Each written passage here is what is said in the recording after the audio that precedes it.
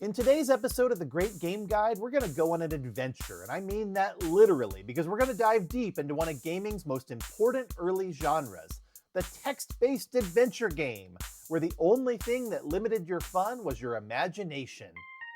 And getting frustrated by tough puzzles, or getting the text parser to actually understand you, of course. I'm Sean Jordan, your Great Game Guide. Let's channel that spirit of adventure and explore!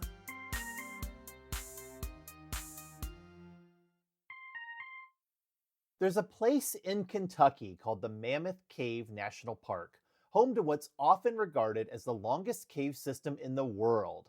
It's a sight you couldn't see in a single day if you tried to, a place filled with history ranging back to the prehistoric era when literal cavemen, and cavewomen, may have dwelt inside.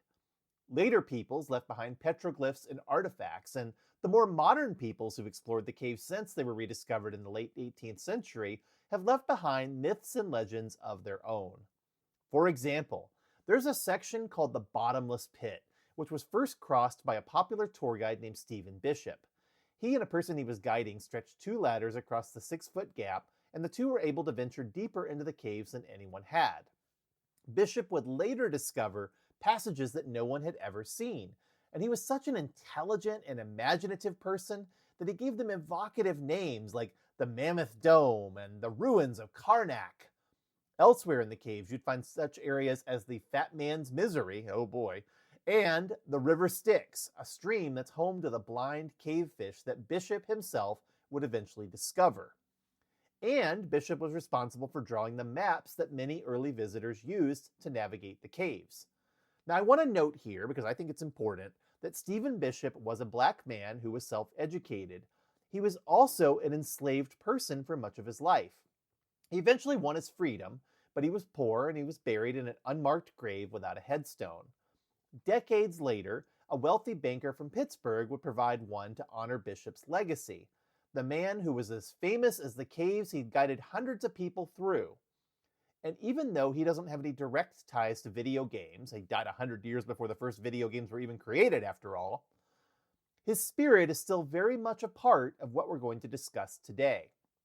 Now, I've never been to the Mammoth Cave National Park myself. I intend to one day, because it's not only a site of great interest to historians and explorers and adventurers, but it's also a place that's directly responsible for many of the video games we enjoy today, because back in the 1970s, it served as Will Crowther's inspiration for a mainframe game he created known as Adventure. And it's an amazingly important game, one of the foundations of just about anything you'll play today, and yet made entirely out of words with no graphics to showcase the amazing interiors of the caves the game invited the players to explore. Crowther designed the game around a map he'd made of a system within the Mammoth Cave called the Colossal Cavern Subnetwork, entered through the Bed Quilt Cave, and he allowed players to type in cardinal directions, north, south, east, and west, to move between locations. He was responsible for requiring players to input two fateful words, "get lamp," that allowed them to actually interact with the world around them and to chase away the darkness. His game was so accurate that people who have visited the actual caves have said they can use their knowledge of adventure to navigate their way around. But at the same time, he and his later collaborator Don Woods also added in things that only existed in imagination. Magic spells, a beanstalk in need of watering, a giant guarding golden eggs, a greedy troll, an axe-throwing dwarf, a thieving pirate, and lots of hidden treasure. Adventure is the seed from which a mighty genre grew, and it was so perfectly named that people still refer to that style of game as an adventure game today. In contemporary discussion, we call it Colossal Cave Adventure to differentiate it from another important console game called Adventure on the Atari 2600. But to those who were using terminal computers in the ARPANET in the 1970s and early 80s, if you identified yourself as a fan of Adventure, the game, everyone knew exactly what you were talking about and was eager to discuss how to find some missing piece of treasure or how to maximize your score. And of course, imitators soon followed, like Scott Adams' Adventureland series. No, he's not the Dilbert cartoonist, by the way, he's an early game developer. As well as a team of developers who created a similar game called Zork, and then a company called Infocom that would specialize in this genre known to some as the text adventure, but to those who aspired for games to be something more than just trivial amusements, it was known as interactive fiction. And the interactive fiction genre would go on to attract some games featuring big authors: Isaac Asimov, Ray Bradbury, Arthur C. Clarke, Michael Crichton, Stephen King, J.R.R. Tolkien, Roger Zelazny, and even Douglas Adams. Most of those authors didn't have a hand in the games bearing their names, though Douglas Adams certainly did.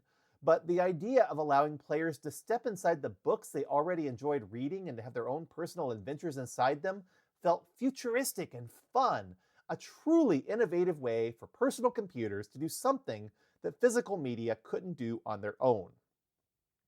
But by the end of the 1980s, enthusiasm for text-based adventure games had largely fizzled out, and while the genre never entirely died, you can still find text-based adventure games even today, the exposure for it did. So let's take a look at one of gaming's oldest and most important genres. And let's also talk a little bit about some of the games that inspired players to look beyond their computer screens to the adventures in their imagination. I'm not sure what my first text-based adventure game was. I was an early reader, and my dad had computers around the house for much of my young life, but he also wasn't a big fan of games. A lot of what we had to play in the early years were the free games he'd pull off bulletin board services and copy onto floppy disks. Many of those games were written in BASIC, and you could even find magazines and books that would print code you could input and save and then run the games yourself. But the first text adventure I remember playing was called Vampire's Castle Adventure, and it's only really notable today because the Brothers Chaps, the creators of Homestar Runner, also played it when they were kids and used it as the inspiration for their own parody text adventure, Thy Dungeon Man, where the game has no intention of allowing you to get ye flask. Vampire's Castle Adventure is not a particularly good game, but its parser is so limited that you need to know the exact commands it's looking for in order to progress, because it can only read the first 3 letters of any word you type in, and it only accepts 2-word commands to direct its pitiful 70-word vocabulary. Compared to the likes of Zork and even a lot of the adventure clones of the day, it's absolutely primitive stuff, nowhere near as good as contemporary commercial software written with more sophisticated tools. And yet, it's a masterpiece of minimalism. In just 181 lines of BASIC, there's a fully functional adventure game with locations to visit, puzzles to solve, and a vampire to kill. I know I played other text-based games. I distinctly remember Hunt the Wumpus and Wizard's Castle, as well as a port of the old mainframe game The Game of Dungeons, also known as D&D. I programmed in BASIC games for my science magazine 321 Contact, and I goofed around with any software I could get my hands on, which was generally freeware or shareware, because my dad had such a staunch anti-piracy stance. So I missed a lot of the Infocom games in their heyday, and it was only because a family friend gave us some old ones when I was about 11 years old that I got a chance to try any of them at all. The first one I played was The Hitchhiker's Guide to the Galaxy because I was obsessed with the book and the TV miniseries at the time. I didn't get too far in it initially, though after about a month of trial and error, my brother and I did eventually figure out how to get off the Vogon ship through sheer determination, and we finally finished the game months later. Like most adventure games of the day made in the mold of adventure, Hitchhikers starts off with an initial exploration area that serves as sort of a tutorial for the broader exploration to come. You play as Arthur Dent, waking up with a hangover and having to cure that before realizing that the bulldozers are outside about to demolish your home.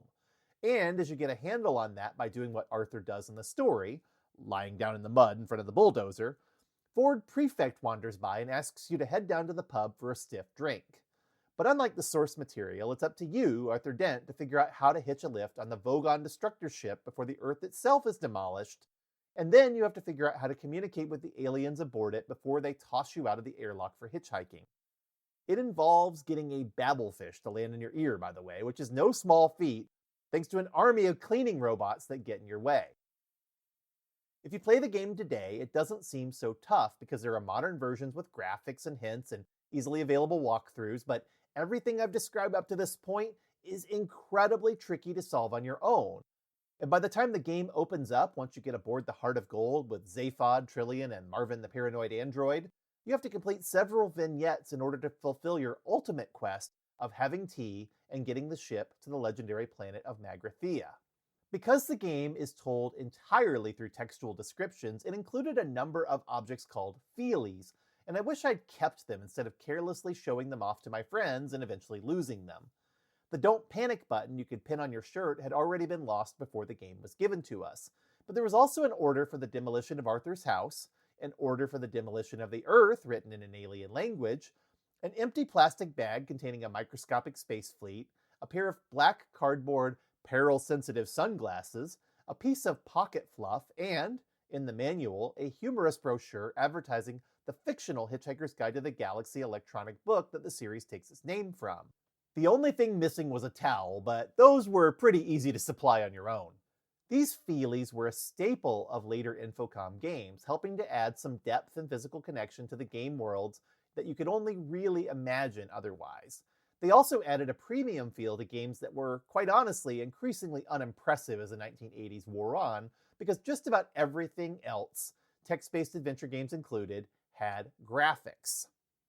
Infocom was one of the most stubborn holdouts when it came to insisting that interactive fiction had to remain imagination-based, though this was probably for practical purposes as much as artistic ones. They didn't have any expertise in making games with graphics, as their later attempts to break into more visual adventure games would show.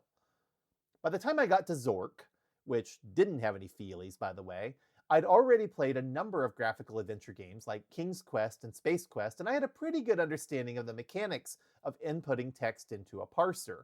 But what I didn't have a good handle on was the essential skill for text-based adventure games, mapping.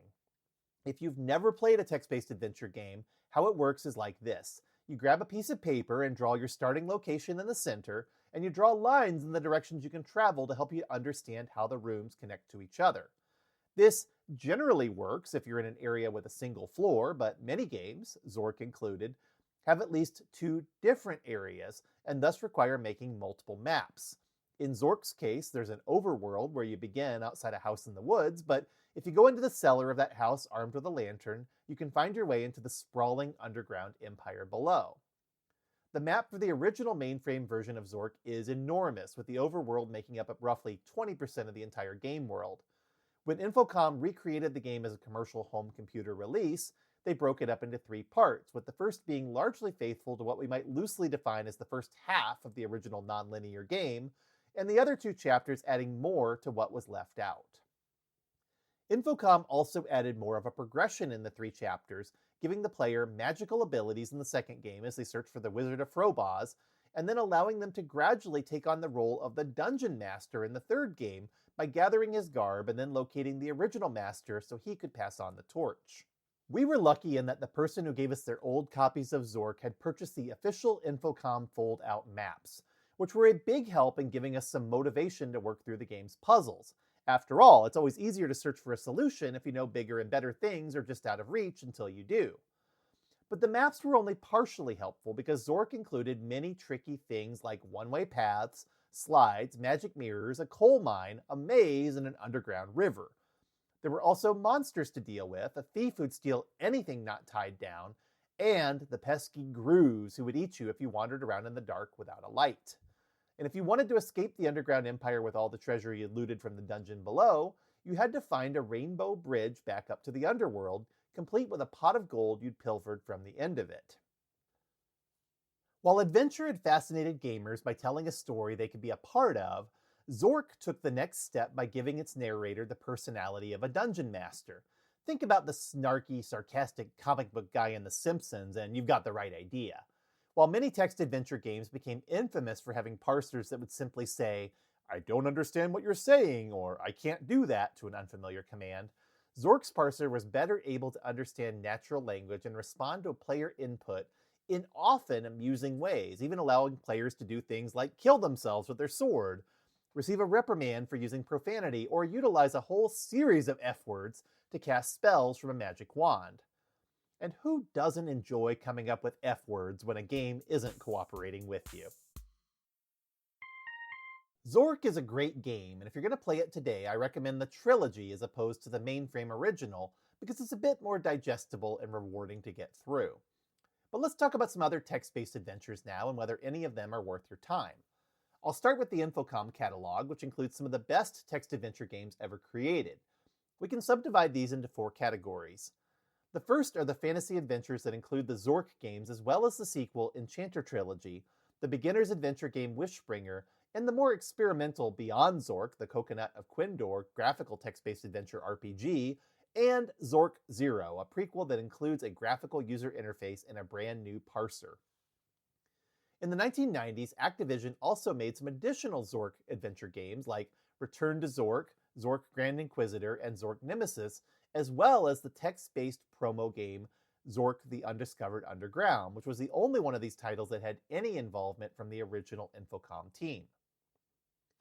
The second group of Infocom games are those non-Zork titles that were written by Steve Meretzky, an early employee who quickly became one of the most famous of all of Infocom's implementors, which is what they called their developers.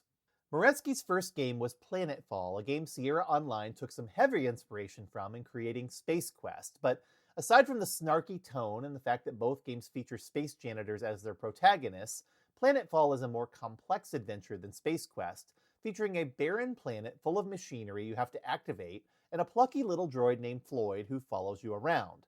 The story continues in the later game Stationfall, which is also quite good.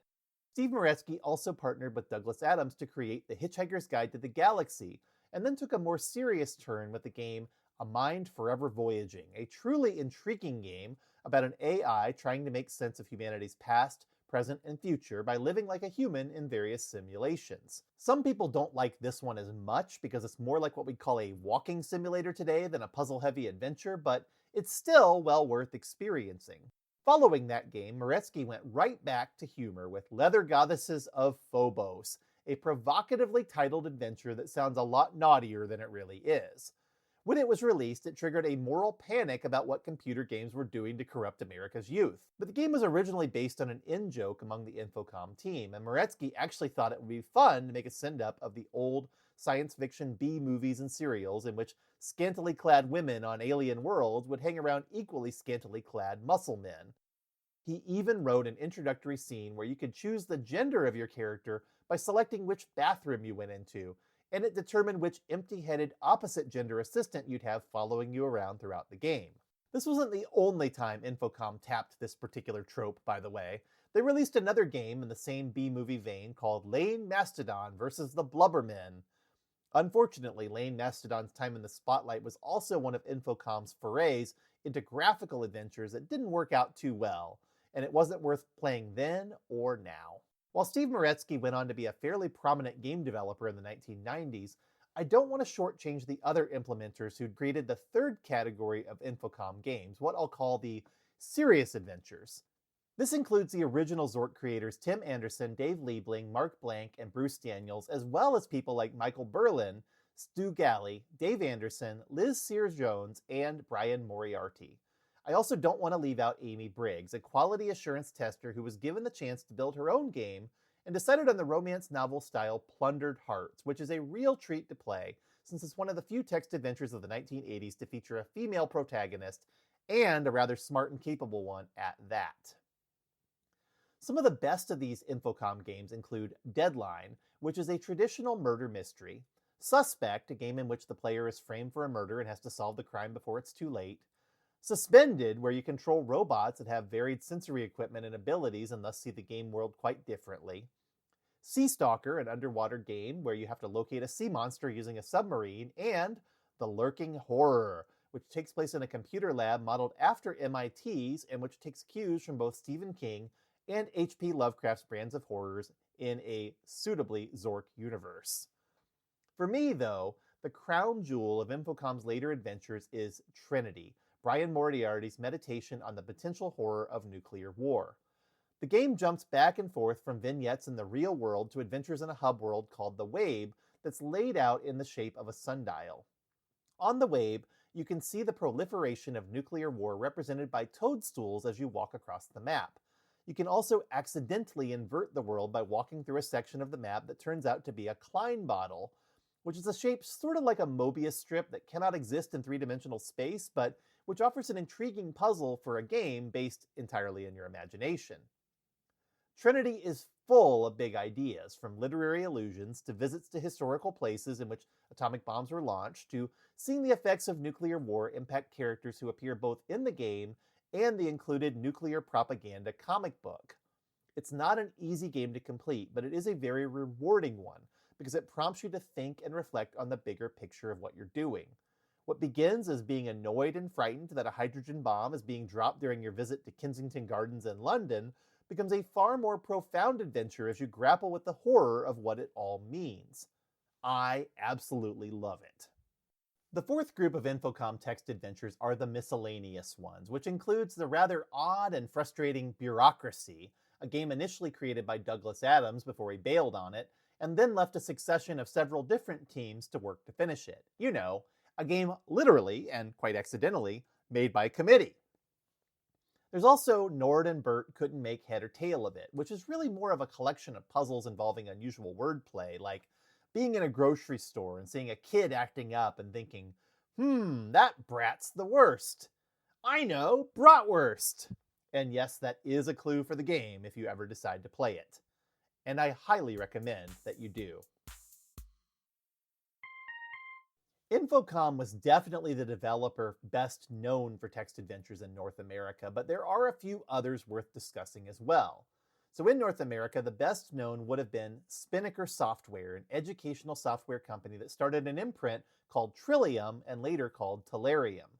They had an interesting idea. What if we develop interactive fiction using big-name authors as a draw?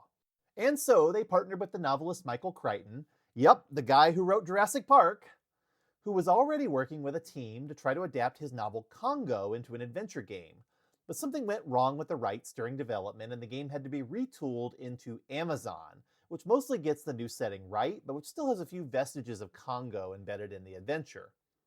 The key thing to know about Amazon, and this is true of pretty much all the games I'll be mentioning from here on out, is that it is a text-based adventure game, but it has some graphics to enhance the experience. This is partially due to the fact that the game was originally created in BASIC as a pure text adventure, but also because descriptive text allowed the game to increase the player's range of actions the same way that QuickTime events or pre-scripted animations might in a game today. By inputting the correct command, a text-based adventure game could allow players to experience a more complex and engaging experience than simply moving forward, backward, or jumping like an arcade or console game might. And Amazon also included a talking parrot named Paco to help guide the player along in exploring the game's vast jungle setting. Tellurium also created an adaptation of Ray Bradbury's Fahrenheit 451 and decided to design it as a sequel to both the book and the film, which means some of the contradictory plot elements of both have been combined. In the game, you take on the role of Guy Montag trying to break into the New York Public Library to retrieve microcassettes full of books. Once again, you largely use text to explore the dystopian New York City, but there are basic graphics to help you along. Bradbury didn't write the story, but he does appear in the game as an actual character that you can call on the phone and hear him provide commentary on a variety of things. Another game that serves as a sequel to its source material is Dragon World, which was based on a more obscure 1979 illustrated children's novel by Byron Price and Michael Reeves. It's an above-average adventure that's worth delving into today, though the earlier versions include some very badly written arcade action sequences that were later removed because players absolutely hated them. Byron Price in particular is an interesting fellow who we could talk about in a lot more detail. He was the creator of the real-world treasure hunting book The Secret in 1982 and was well known for lavishly illustrated novels. And he was also very interested in creating game books in the style of Edward Packer and R.A. Montgomery's Choose Your Own Adventure series. He was one of the driving forces behind Tellurium and had the book industry contacts to bring about his vision of bookware, which was novels released in software form.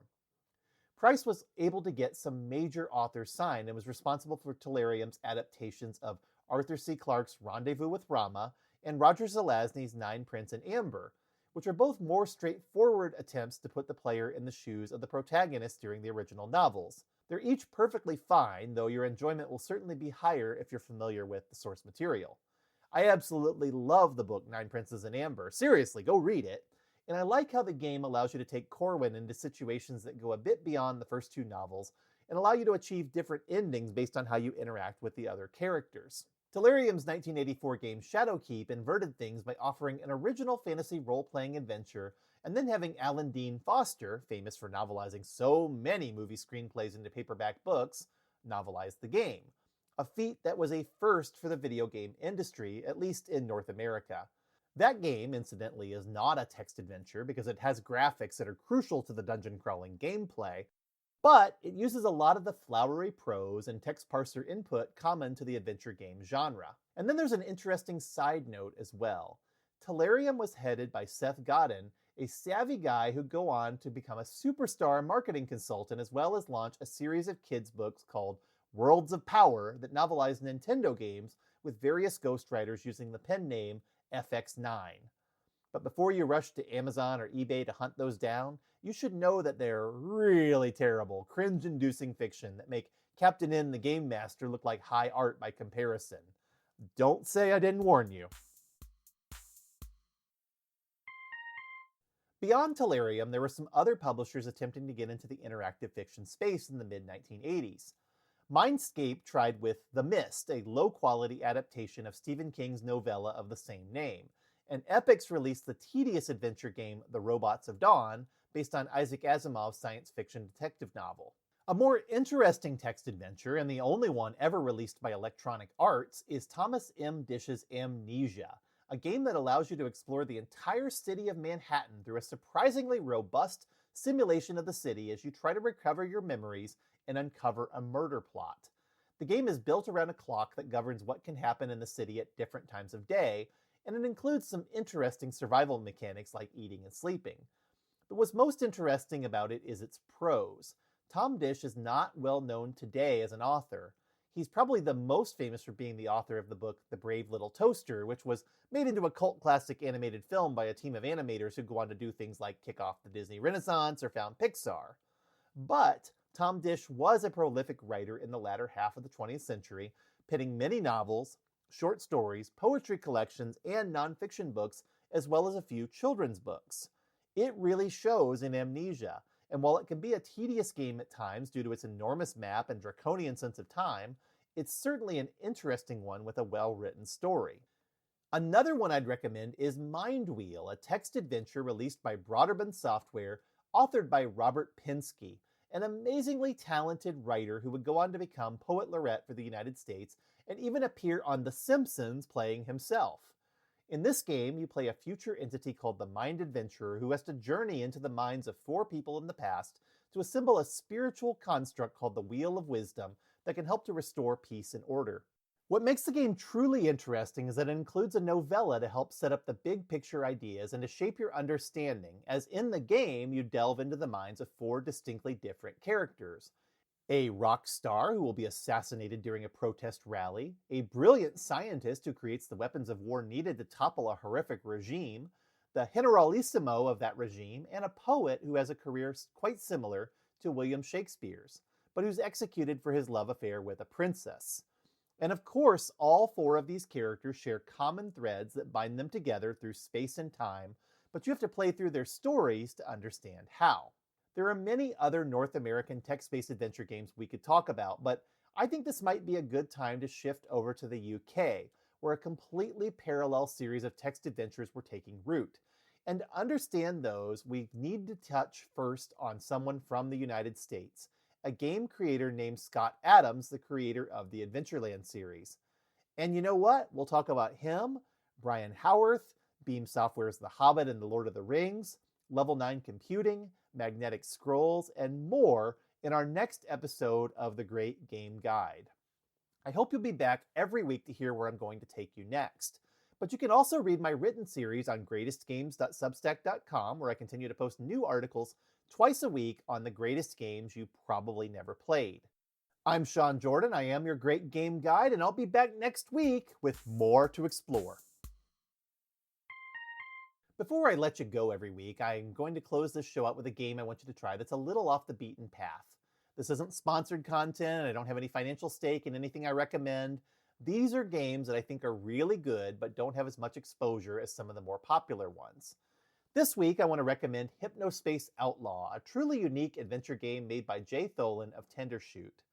I first came across Jay's work in a game called Dropsy, which is this one-of-a-kind point-and-click adventure game about this hideous clown who just wants to hug everyone and make the world better.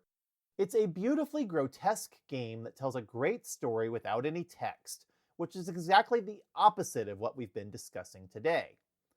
Hypnospace Outlaw, on the other hand, is a text-heavy adventure set in this very dreamlike world that resembles the internet of the early 2000s, where all of the users have their own pages and interact with each other.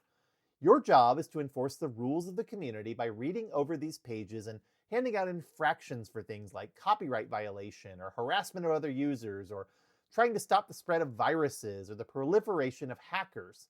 But as the community evolves over time and you see the characters change and grow, you do as well. If I had to compare it to anything, I'd say Lucas Pope's Papers, Please, but it lacks that game's dark tone and is more pleasurable to experience all around. Now, to those of us who lived through the era of GeoCities and Tripod and Angelfire and other free webpage communities like them, there's something instantly recognizable about what Hypnospace Outlaw is trying to accomplish. The game fills your head with all sorts of nonsense about how great this technology platform is, but then you watch it devolve into the same sorts of human interactions we all see on the internet every day. There are scams to uncover, religious movements to stumble upon, flame wars to weather, and of course, tons of bad animated GIF-style animations and MIDI-style music to suffer through. But at the core, there's a tender beating heart that has a genuine affection for all these dreaming netizens.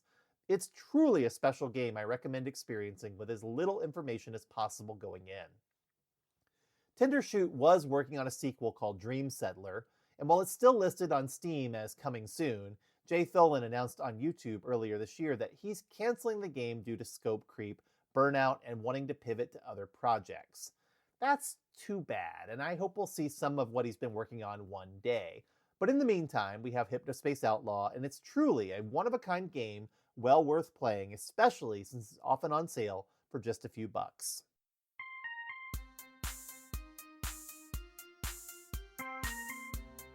The Great Game Guide is a podcast written by me, Sean Jordan, and I also wrote the theme music. This is all 100% human-created content. I don't use AI for any part of my production. This episode is copyright 2026 by me, Sean J. Jordan, and you can find more details in the show notes and on my website at greatestgames.substack.com. And credit where it's due. Any games, artwork, sources, or additional music are the property of their respective owners, used under fair use guidelines and also noted in the show notes. If you enjoyed this episode, please let me know on Substack, Bluesky, or with a nice review. But I'd appreciate it even more if you'd share it with a like-minded friend. Thanks for listening!